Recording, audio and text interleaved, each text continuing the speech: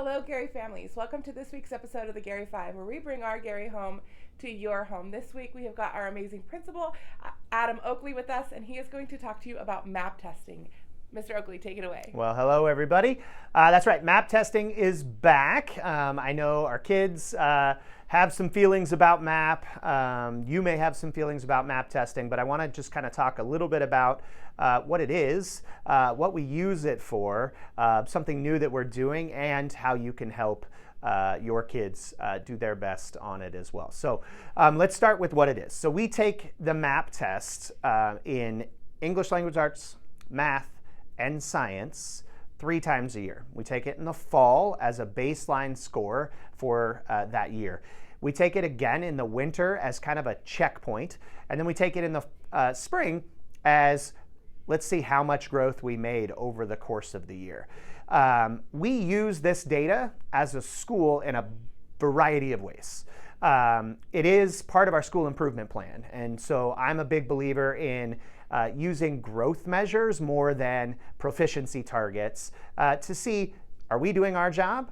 Are the kids making the growth that we hope to see? So MAP really does a really nice job of showing us how much a student grew based on their baseline test in the fall. So we do that checkpoint in the winter and in the spring.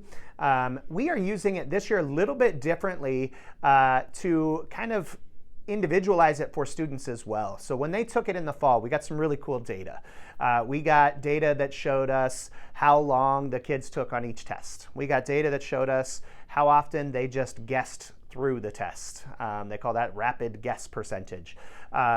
We got all sorts of data that we are going to meet next week with students in advisory and really do some one-on-one conferences around their fall MAP data and show them what their expected growth target is for this winter test. We are going to be taking MAP the first week of February when we come back from semester break. That first week of February, we'll be taking the winter MAP test. So our goal next week is to have the kids be knowledgeable about what their growth target is. And with that goal, we have a little incentive this year. So I've rented the Garland Theater out in the middle of March for a day field trip. And in order to earn a ticket to the Garland, to watch a movie, have some popcorn, and just enjoy some time together and celebrate the growth they've made, in order to earn that ticket, students need to meet that personal growth goal on just one of their tests. So if they meet the growth target in ELA, Math, or Science, my hope is they do it on all 3. But if they meet it on just one, they're going to get a ticket to the Garland. In addition to growth, students that do meet the proficiency target goal for their grade level on that test will also get a ticket. So growth and proficiency will be celebrated this winter.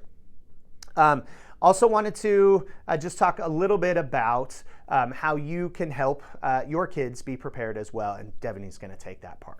Before we do that, can you tell us the dates of the test so parents are prepared? Ooh, I think so. We are going to start February 3rd and 4th. So those are the first, that's a Tuesday and a Wednesday. And we will be taking the ELA test on the 3rd and 4th.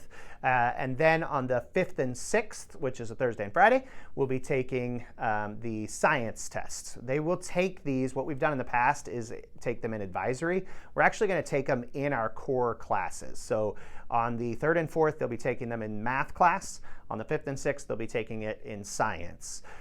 When we come back the following week, that Monday will be a makeup day for any tests that were missed or kids that need to just wrap up English and science. And then the following Tuesday and Wednesday, which would be the 10th and 11th, we'll be taking it in math as well. So the 6 days, they'll take it in their core content classes. We do have a plan. If your student finishes, we'll have plans for kids that are done so everybody else can take the time they need to finish it. Because it's not a time test. They've got as much time as they need to do their very best. Absolutely. And so just a couple of tips, I struggle with this sometimes myself, is just making sure that your kiddos are not only here on time, not missing those days, but have a good breakfast. Having protein in the morning will give them the brain power to make it through those long testing days. And if you're a parent like me that sometimes just throws them a package of Pop-Tarts, as we're rushing out the door. Those are not the days to do that. So either get them here for breakfast in the morning. Our doors open at 8:30 Tuesday through Friday. That way they can come and get a nutritious breakfast to help them through the testing. If you have any questions, any concerns, feel free to reach out, but we are excited to be able to see how your student is growing through this year. Thank you for catching us this week, and catch us again next week. Bye, guys. Bye, everybody.